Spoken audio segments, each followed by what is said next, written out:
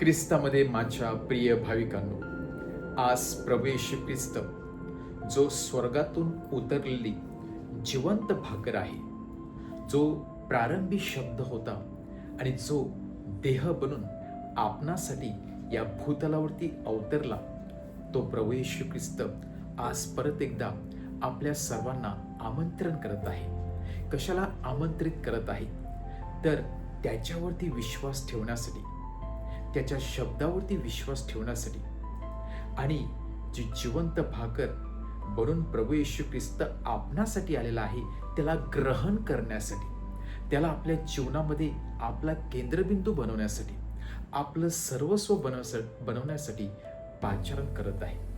आणि म्हणूनच आज प्रभू येशू ख्रिस्त सांगत आहे की स्वर्गातून उतरलेली जिवंत भाकर मीच आहे आणि जी व्यक्ती माझ्यावरती विश्वास ठेवते, जी व्यक्ती मला अनुसरते, त्या व्यक्तीला सार्वकालिक जीवन मिळालेलं आहे. ज्याप्रमाणे आपली शारीरिक गरज भागवण्यासाठी अन्नाची आणि पाण्याची गरज असते, त्याचप्रमाणे आपली आध्यात्मिक भूक देखील महत्त्वाची असते. जर व्यक्तीला शारीरिक गरज भागवण्यासाठी काही गोष्ट उपलब्ध करू शकतील, परंतु माणसाची आध्यात्मिक पोकळी जर तशीच राहिली तर पैसा आणि अन्न असून देखील मनुष्य दुःखी राहतो. अनेक घटना व्यक्तीच्या जीवनामध्ये घडत असतात आणि तेव्हा व्यक्ती कन्फ्यूज होत असतो. कधी कधी व्यक्तीला आत्महत्या देखील करावीशी वाटते आणि अशा वेळेला आपल्याला त्या जिवंत भाकरीची आठवण होत असते.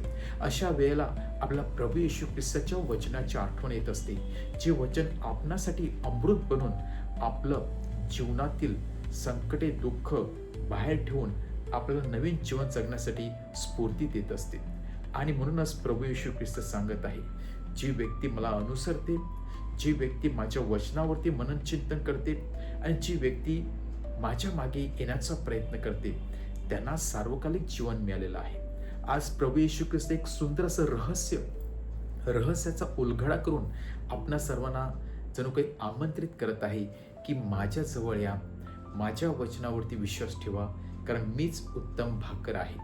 आणि ज्याप्रमाणे जुन्या करारामध्ये इस्रायल लोकांना परमेश्वराने स्वर्गातून भाकर दिली, परंतु काय झालं, ते मरण पावले. त्याच्यानंतर ते थोडे दिवस राहिले, त्यांची शारीरिक गरज भागली, परंतु एका मनुष्याप्रमाणे ते मरण पावले. परंतु आज स्वर्गातून उतरली जिवंत भाकर आज प्रभू येशू ख्रिस्त आहे. आणि प्रभू येशू ख्रिस्त सांगत आहे, जी व्यक्ती मला त्याच्या जीवनामध्ये स्वीकारते, ज्या व्यक्तीने मला त्याच्या जीवनाचा केंद्रबिंदू बनवलेला आहे, त्या व्यक्तीला सार्वकालिक जीवन मिळालेलं आहे. सार्वकालिक जीवन आपलं या पृथ्वीवरचं जीवन संपुष्टात आल्यानंतर सुरुवात होते आणि सार्वकालिक जीवन सर्वांनाच मिळू शकत नाही. ज्या व्यक्तीने ही स्वर्गातून उतरली जिवंत भाकर ग्रहण केलेली आहे, ज्या व्यक्तीने प्रभू येशू ख्रिस्ताला अनुसरलेला आहे, त्या व्यक्तीसाठी सार्वकालिक जीवनाचा दरवाजा किंवा गेट उघडा होत असतो.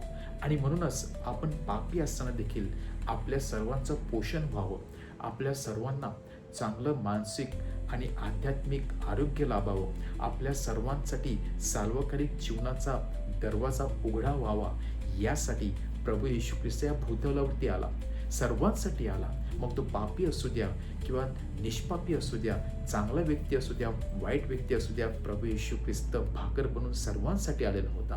परंतु सर्वांनीच त्याच्यावरती विश्वास ठेवला नाही. परंतु ज्या लोकांनी विश्वास ठेवला, ज्या लोकांनी त्यांना भाकर म्हणून आत्मसात केले, ते लोकांना सार्वकालिक जीवन मिळालेलं आहे. आज देखील प्रभू येशू ख्रिस्त ते सार्वकालिक जीवन आपल्याला देण्यासाठी तयार आहे.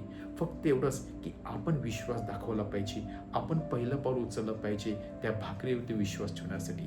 एक सुंदर अशी भाकर बनून परमेश्वर दररोज न चुकता आपल्यासाठी या पवित्र मेसामध्ये हजर असतो. या भाकरीवरती आपण विश्वास ठेवतो का? त्याच्या त्या प्रेझन्सवरती आपण विश्वास ठेवतो का? आपण याच्यावरती विश्वास ठेवूया, या पवित्र मेसावरती विश्वास ठेवूया, जिथे प्रभू येशू ख्रिस्त न चुकता भाकर बनून आपले आध्यात्मिक मानसिक गरज भागवण्यासाठी तयार असतो. त्या प्रभू येशू ख्रिस्ती विश्वास ठेवूया, त्यांना आत्मसात करण्याचा प्रयत्न करूया आणि सार्वकालिक जीवनाचा दरवाजा नक्कीच आणि आपल्या सर्वांसाठी विश्वास ठेवण्यासाठी उघडला जाईल. आमेन.